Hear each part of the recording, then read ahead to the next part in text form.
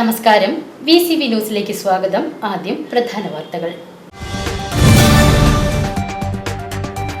വിദ്യാർത്ഥികളിൽ വർദ്ധിച്ചുവരുന്ന ലഹരി ഉപയോഗം തടയുന്നതിന് സർക്കാർ സ്വീകരിച്ച നടപടികളെ സംബന്ധിച്ച് നിയമസഭയിൽ ചോദ്യമുന്നയിച്ച വടക്കാഞ്ചേരി MLA സേവ്യർ ചിറ്റിലപ്പിള്ളി.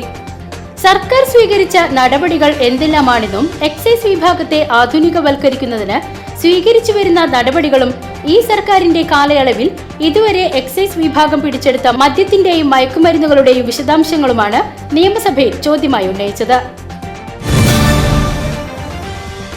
കൊക്കക്കോളയ്ക്കെതിരെ സമരം ചെയ്തവർ മദ്യനിർമ്മാണശാലയൊരുക്കുവാൻ നേതൃത്വം നൽകുന്നുവെന്ന് VK ശ്രീകണ്ഠൻ MP. ആശുപത്രി വികസന സമിതി അംഗവും KPCC സെക്രട്ടറിയുമായ രാജേന്ദ്രൻ അരങ്ങത്തിന്റെ നേതൃത്വത്തിൽ മുളങ്ങുന്നത്തുകാവ് മെഡിക്കൽ കോളേജിന് മുന്നിൽ സംഘടിപ്പിച്ച ഏകദിന ഉപവാസ സമരം ഉദ്ഘാടനം ചെയ്ത് സംസാരിക്കുകയായിരുന്നു അദ്ദേഹം.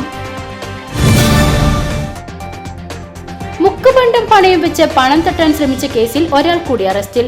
ചളവറ പുലിയാനംകുന്ന് ചെമ്പലങ്ങാട് 39 വയസ്സുള്ള മുഹമ്മദ് അലിയാണ് അറസ്റ്റിലായത്. തിരുവനന്തപുരം പൂന്തുര ഭീമാപ്പള്ളി പരിസരത്ത് നിന്നാണ് പോലീസ് ഇയാളെ പിടികൂടിയത്. കടങ്ങോട് സ്വാമിപ്പടിയിൽ കാട്ടുപന്നിയിടിച്ചതിനെ തുടർന്ന് നിയന്ത്രണം വിട്ട ഓട്ടോറിക്ഷ മറിഞ്ഞ അപകടത്തിൽ ഓട്ടോ ഡ്രൈവർക്ക് പരിക്ക്. കടങ്ങോട് മനപ്പടി സ്വദേശി സുരേഷിനാണ് പരിക്കേറ്റത്.